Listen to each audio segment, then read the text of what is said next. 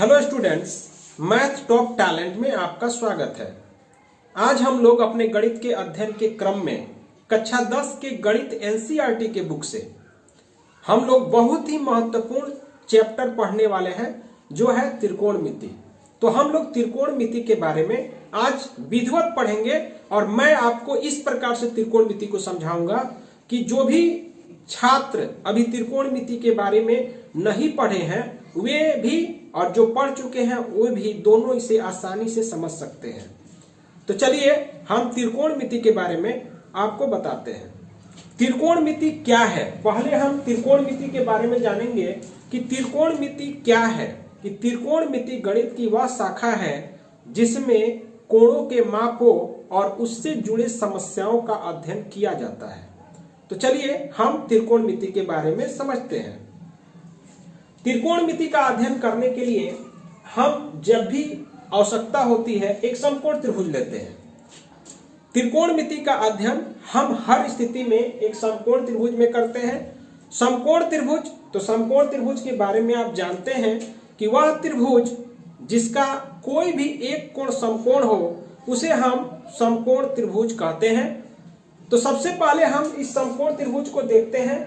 इसमें आप देखेंगे कि इसमें समकोण त्रिभुज में यह जो कोण B है यह समकोण है। समकोण का अर्थ है 90 डिग्री, यानी एक कोण का माप 90 डिग्री का यदि है तो वह समकोण त्रिभुज है।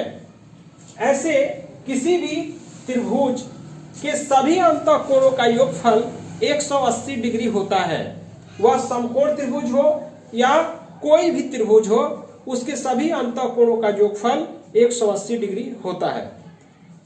इसके साथ साथ एक बहुत ही महत्वपूर्ण बिंदु है कि कोई भी त्रिभुज हो, चतुर्भुज हो या कोई भी बहुभुज हो, उसके सभी बाह्य कोणों का योगफल हमेशा 360 डिग्री ही होता है।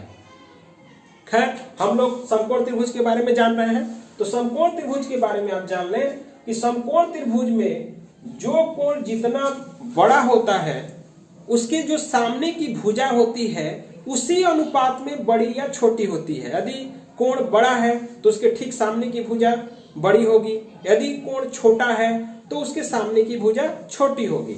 जैसे यह आप ABC एक समकोण त्रिभुज देख रहे हैं, इसमें जो कोण B है समकोण है, तो समकोण के सामने की भुजा हमेशा बड़ी होती है। इसीलिए समकोण त्रिभुज में बड़े भुजा को हम कर्ण कहते हैं। कर्ण जिसे अंग्रेजी में हाइपोटेन्यूज कहा जाता है। उसी प्रकार इसमें और दो भुजाएं होती हैं जो समकोण बनाती हैं। तो यह जो AC भुजा है इसे हम लंब यानी परपेंडिकुलर, और जो नीचे BC है यह आधार यानी बेस कहलाता है। लेकिन इसमें एक विशेषता यह है कि यह जो लंब और आधार है कोण के अनुसार हम इसे बदल देते हैं, यानी हम इसमें परिवर्तन भी होता रहता है। कई बार लंब को हम आधार मान लेते हैं, आधार को हम लंब मान लेते हैं, तो यह इसके कोण पर निर्भर करता है। तो सबसे पहले हम थोड़ा सा एक नजर और देखेंगे इसे कि यदि ABC एक समकोण त्रिभुज है, इसमें कोण B समकोण है, तो इसका अर्थ यह हुआ कि बाकी जो दो शेष कोण है उनका योगफल 90 डिग्री है। यानी ये दोनों न्यून कोण है, अर्थात जिनका मान 0 डिग्री से अधिक और 90 डिग्री से कम है। यदि हम किसी त्रिभुज में थीटा जैसे हम यदि इसे मान लिए कि एक कोण थीटा है, थीटा कोण का सिंबल है, यह कोण को दिखाता है। यदि हम मान लिए कि कोण A थीटा है और फिर जब हमें लंब आधार अगर चुनना होगा तो बहुत ही इंपॉर्टेंट यह जानकारी है, आप जान लें। कभी भी थीटा के सामने की भुजा को हम लंब कहते हैं।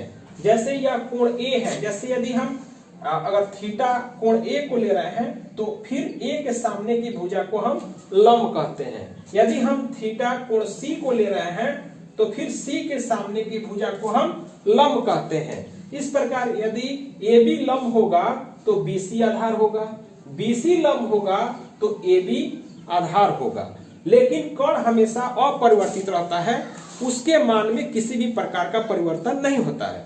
अब हम यह जो समकोण बनाने वाली जो दो भुजाएं हैं और साथ में जो इनका यह AC कर्ण है, इन तीनों भुजाओं में क्या संबंध होता है उसके बारे में जानेंगे।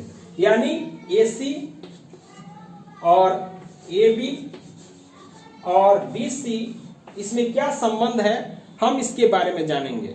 तो आप जान लें कि समकोण त्रिभुज में जो बड़ी भुजा होती है उसका वर्ग दो छोटी भुजाओं के वर्गों के योगफल के बराबर होता है। यानी समकोण त्रिभुज में बड़ी भुजा का वर्ग उसके दो छोटी भुजाओं के वर्गों के योगफल के बराबर होता है। इसे हमने अपने पिछले वीडियो में सिद्ध भी किया है कि समकोण त्रिभुज में कर्ण का वर्ग लंब के वर्ग और आधार के वर्ग के योगफल के बराबर होता है। कैसे होता है हमने इसे सिद्ध भी किया है, आप चाहे तो हमारे चैनल पर उसे देख सकते हैं। इसके साथ ही यदि आप हमारे चैनल पर नए हैं तो हमारे चैनल को सब्सक्राइब करिए, अगर वीडियो पसंद आए तो उसे जरूर लाइक करिए। चलिए अब फिर हम इसके आगे देखते हैं। तो त्रिकोणमिति में हम जो समकोण त्रिभुज होता है उसके कोण के साथ साथ जो उसकी संगत भुजाएं होती हैं उसके संबंधों का भी अध्ययन करते हैं, जिसे त्रिकोणमिति निष्पत्तियां कहते हैं। निष्पत्तियों का मतलब है अनुपात से। जैसे यदि ये 3 भुजाएं हैं तो इसमें कुल मिला के 6 अनुपात बनते हैं उनके भुजाओं के बीच। इस प्रकार हम समझ गए जो AC भुजा है वह H है, यानी जिसे हम कर्ण कहते हैं। उसी प्रकार जो यह AB भुजा है यह लंब है, जिसे हम P से सूचित करते हैं। इसे अंग्रेजी में हम परपेंडिकुलर कहते हैं। यह जो आधार है इसे हम B से सूचित करते हैं, जिसे अंग्रेजी में हम बेस कहते हैं, अर्थात हिंदी में यह आधार कहलाता है। अब हम पढ़ेंगे त्रिकोणमितीय निष्पत्तियां। त्रिकोणमितीय निष्पत्तियां क्या हैं?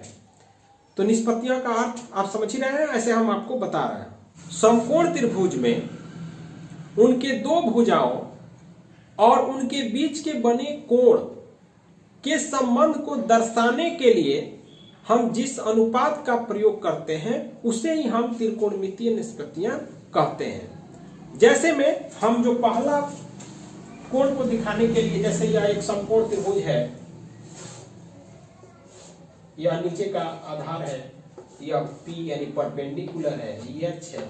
यदि यह ABC एक समकोण त्रिभुज है, यहां आप देख रहे हैं यह समकोण है, तो इसमें जो पहला उनके भुजाओं और उनके बीच के कोण का जो संबंध होता है उसको हम त्रिकोणमितीय निष्पत्तियों द्वारा ही दिखाते हैं, जो 6 प्रकार के होते हैं। जो पहला होता है वह होता है साइन थीटा।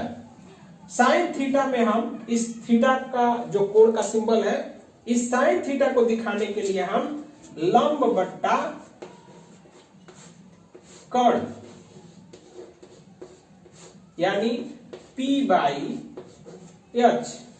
उसी प्रकार जो दूसरा होता है कॉस थीटा, इसमें आधार और कर्ण के अनुपात को हम कॉस थीटा कहते हैं, यानी आधार बट्टा कर्ण। इसमें आधार को हम B से और कर्ण को हम H से, यानी B/H। कॉस थीटा बराबर हो जाता है B/H। ठीक इसी प्रकार जो तीसरा है वह है टैन थीटा। टैन थीटा यानी यह होता है लंब बट्टा आधार। लंब को हम P से, आधार को हम B से दिखाते हैं, अर्थात टैन थीटा बराबर P/B होता है। बाकी जो 3 अनुपात होते हैं ठीक इसके उल्टे होते हैं। जैसे में टैन का उल्टा जो चौथा होता है वह होता है कॉट थीटा। जो आप चौथा देख रहे हैं कॉट थीटा, यह बिल्कुल टैन थीटा का उल्टा होता है। जैसे यदि टैन थीटा बराबर लंब बट्टा आधार है तो कॉट थीटा बराबर हो जाता है आधार बट्टा लंब।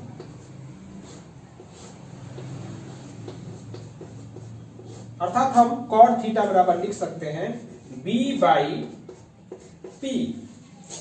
ठीक, अगला जो है जो 5 नंबर सेक थीटा है, यह कॉस का बिल्कुल उल्टा होता है, यानी कॉस थीटा का उल्टा सेक थीटा होता है, और सेक थीटा आधार बट्टा कर्ण कॉस है, तो यह हो जाता है कर्ण बट्टा आधार। यानी हम इसे आराम से याद कर सकते हैं, कर्ण बाई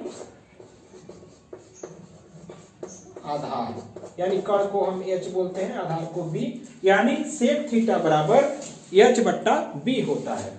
ठीक, अगला जो होता है जिसे हम कोसेक थीटा कहते हैं, और कोसेक थीटा बराबर, जैसे यह साइन का उल्टा होता है, साइन थीटा बराबर लंब बट्टा कर्ण, तो यह कोसेक थीटा बराबर हो जाता है कर्ण बट्टा लंब। आप इसको यहां देख लीजिए,